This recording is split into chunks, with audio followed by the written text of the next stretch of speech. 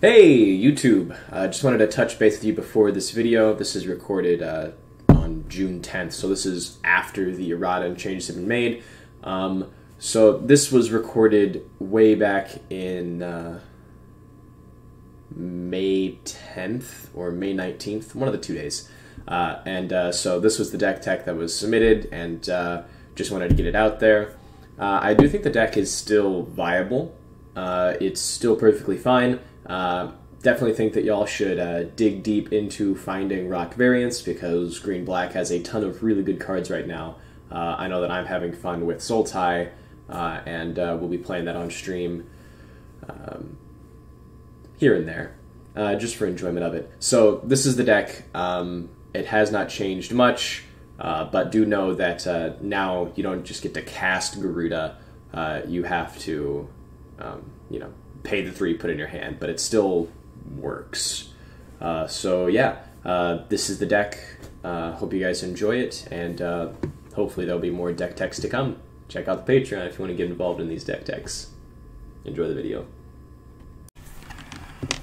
Alright, so this is a deck that was submitted by Soaik, and his Earth name, human given by his parents, is Basil Johnson. He's a good friend of mine. Really looking forward to being able to hang out with him at our local game store once things start opening back up again. But this is what we got.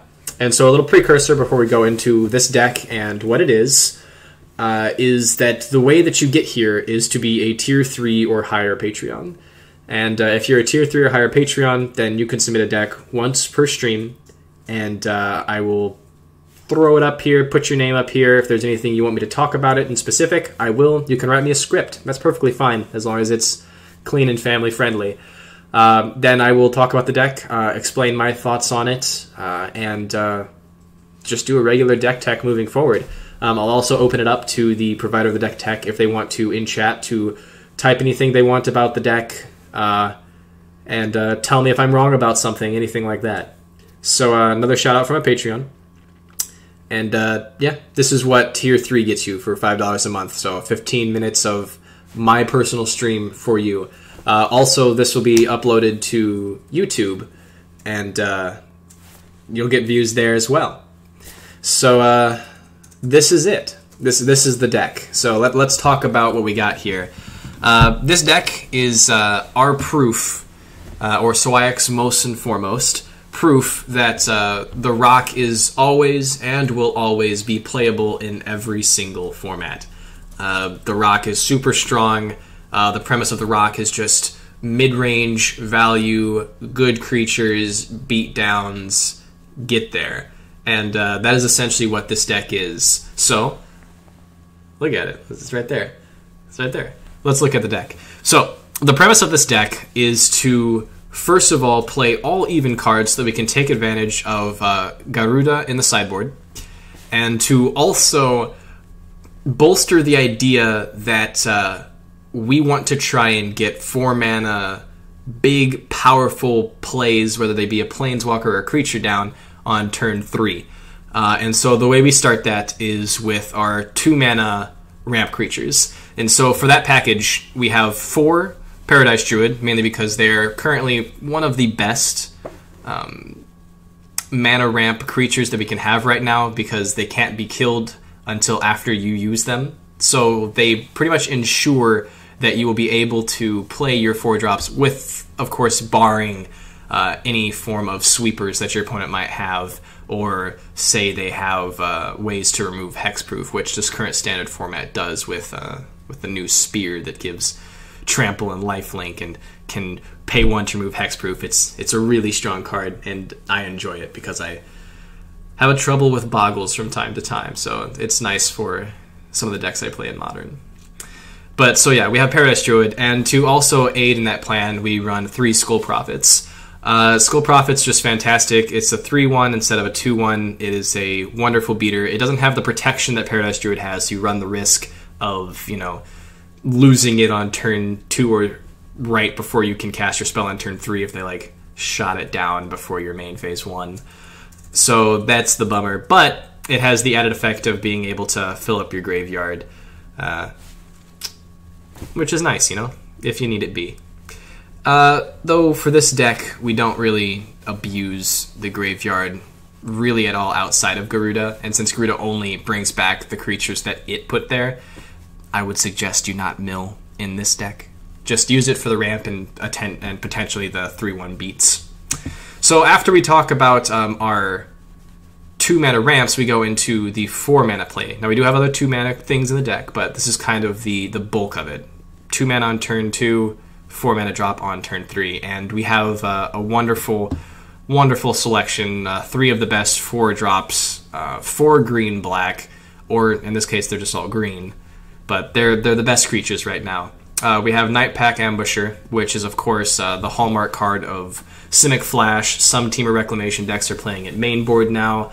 It just has so much value, and it's our opportunity to cast this on the end of our opponent's third turn if we go first, instead of necessarily having to cast spells on our turn, which can be useful. Your opponent must wait until after we've put a spell in play and potentially on their end step kill it unless they want to wait till our turn.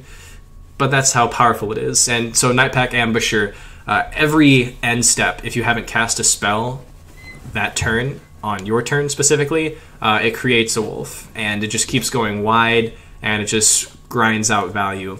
And so for part of the deck being a lot of removal, which is another aspect of mid-range besides creatures, a lot of the times we will slam a Nightpack Ambusher and then just leave up removal, send the turn to them, make a 2/2, and then on their turn we cast our removal spells, clear the way so that we can continue going wide with our Nightpack Ambusher. And it also works nicely with Planeswalkers as well, because where we may not be able to cast spells on our turn to get the Nightpack Ambusher Wolf, we are able to use Planeswalker effects, which are kind of like casting spells.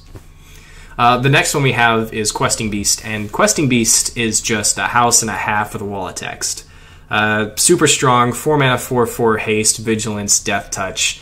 It has everything. Damage can't be prevented. When it attacks, and also if it deals damage to the player, it deals that much damage to a planeswalker your opponent has as well, or the player it attacks specifically if you're playing in multiplayer formats. And then it also has the text that it can't be blocked with creatures with power 2 or less. So it gets in there really good right now against cyclers, because that's pretty much all their creatures except for the fox. So if you're really having a trouble time with Lura cyclers, this might be a good deck to get through. Because, a hasty 4/4 on turn 3, getting in for 4 every turn that your opponent can't deal with. Just save your removal spells for the fox, and you got the game. The second creature, or the third creature at this point rather, is Shifting Ceratops. And this card is just fantastic because the top 2 decks right now, the main way that they remove things are with blue mana, outside of fires using Elspeth's Conquered Death. I think that's the name of it, yeah. So that's pretty much the only thing you have to worry about. But if you're playing against Temur Reclamation, that deck really can't do anything about this, barring copying a couple of flame sweeps. That's one way. Flame sweeps, and then of course a lot of the other mono red spells that might deal damage in their deck. But it's just great. It's a 5/4 that can gain a whole bunch of important keywords. Noticeably haste and reach. Everything else is just fantastic. Trample when you need it. Vigilance when you don't. And it's just a powerful card. Outside of that, the other thing we like to cast on turn 3 is Vraska. And this card is fantastic because it's just a value house. You tick up, you make a whole bunch of value, you sacrifice unneeded lands, sacrifice maybe a random mana dork that's no longer doing much, that's just sitting there when you have a ton of mana that's not getting in or not able to block for some reason. Gain some life, draw new cards, you keep churning through your deck. On the backside, it's literally just a 4 mana destroy anything CMC 3 or less, which is still useful and can be good. And then of course its ultimate is backbreaking. It makes it so that your opponents basically have to leave up blockers, otherwise you're going to lose. So fairly good. Outside of that, the main deck is either added value or removal. We have Hand Rip. We have 4 Hand Rip spells. We have 4 Assassin's Trophy. We have 4 Heartless Act. We have 3 Cheville. Cheville working nicely, of course, with all of our different removal packages and creatures that just need to be blocked. And to tie it up with a nice bow, we just have a simple 24 land package here. The scry lands are fantastic and something that you want to lean heavily on. In some cases, you could play more value tap lands if you wanted to. I know that this deck could potentially see a Blast Zone in it and probably be fine. But having a tap land on turn 1 is just the choice. It's where you want to be. If you have a Temple of Malady in your turn, then that's the best turn 1 you can do, and that's great. So if only we had more scry lands in here that, you know, weren't just adding a third color. But it is what it is. Anyway, outside of that, your basic green-black mana base, Castle Lochthwain to give you mana, or sorry, use of your mana in the late game. And at any time, of course, you can cast Gyruda from the sideboard and hopefully flip yourself into one of our Power 4 drops. And that's the deck. Now, into the sideboard, this is where I'd like to send a little bit back over to Sowayak, mainly because I understand where some of these cards go into, but after spending so much time in Best of 1, there are a few cards that I'm not sure where you'd bring them in against. Sowayak has mentioned in the chat that tap lands are also great when you are on an odd turn in general. If you really want to, you could potentially throw in the life gain lands, just because, you know, having a tap land on turn 1 is fine in this deck. I think also Fabled Passages would be okay. Only fear of running Fabled Passage is maybe if you're playing against a deck that's milling you low and you're milling yourself with Gyruda, that it's kind of meh. But Fabled Passage is also something that'd be perfectly fine for the deck. It all depends on the budget, what you have. Find way to fix your mana. The deck runs a ton of basics as it is, and otherwise you're not doing much on turn 1, really nothing at all. So let's go to the sideboard. Extinction Event, love the cards so much. We're playing a completely even deck, so you're either getting rid of a really, really bad even cost card at the cost of some of your own creatures that you really need to, or you're just one-siding one side of the board wipe that exiles all their creatures for 4 mana because you just name odd most of the time. And there are a lot of good creatures that are odd right now.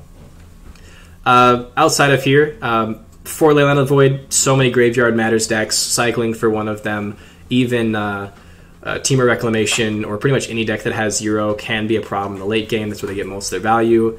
Do note that Leyline of the Void does not stop Gyruda decks, so if you end up playing against another Gyruda deck, Leyline of the Void does not work, and do not bring in Leyline of the Void against this deck, because Gyruda doesn't care if the card is in the graveyard.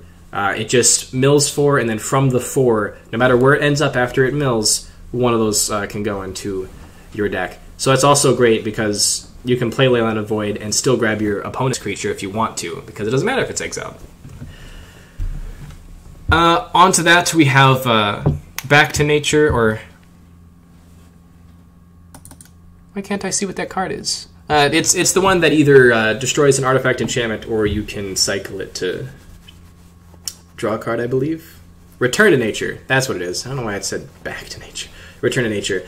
So just really good in any of the enchantments or artifact decks. Not many tier artifact decks right now, but with Fires and Temur Reclamation, both of those decks have multiple, at least 2. Well, Temur Reclamation has 2, but Fires has multiple enchantments that are just troublesome, need to be removed, and that's one of the best ways to do it right now, because it's removal when you need it and drawing when you don't. Thought Distortion. I don't know why I thought I was thinking it was Thought Collapse for some reason. Thought Distortion, just really good against Fires right now, really good against blue-white control. The fact that Fires has now switched to Yorion build, which plays very few creatures, means that you can just empty their entire hand for 6 mana uncounterably, and then just swing everything in your favor. This is probably one of the best cards against Yorion Fires right now. And then that leads us to the Black Lance Paragon, or Black Lance Knight thing. I don't really know what the name is, and it's kind of blurry for some reason. I can't have a great resolution on my computer. So can you tell me why the Black Knights are in the sideboard? That is the question. Oh, they act as a Helix versus aggro. Okay, yeah, I like that. So the Black Knight, when it enters, it gives a target knight Death Touch and Lifelink, and so for 2 mana, you're right, it is a Lightning Helix against aggro. It kills something and gains you 3 life. Unless they have first strike, then that's just kind of a sad thing. But okay, so we have 2 lightning helixes. Very nice. I didn't see that through there. But I know it kind of takes away from the rock if you were to add blue, but I know that blue might be able to do some work in that avenue. Help me out here, chat. What is the 3 mana black, blue, 1, whatever, name a card and then exile them all from your opponent's deck? That's another way that can be backbreaking against Agent. And there's a lot of decks that are currently playing that card main board just because so many decks that are top tier right now have 1 or 2 cards in their deck that they just simply play around, and everything else just kind of falls apart if it's not in there. Unmoored Ego, that's the one. So like if you wanted to splash blue, Unmoored Ego would be a potential way to get around. But there's always going to be one thorn in the side, and Agent might be it. But I wouldn't be too worried. You have a ton of removal as it is. The top decks that are playing Yorion, especially in Diamond and Mythic, are Fires. Nothing else. No one else is really playing Agent except for Fires. And you got Thought Distortion. You got a ton of removal. You have your Leyline of the Voids, which I would bring in against Fires too, mainly because they have recursion with Elspeth Conquers Death. I always forget that. And you really just don't want them recurring things. But yeah.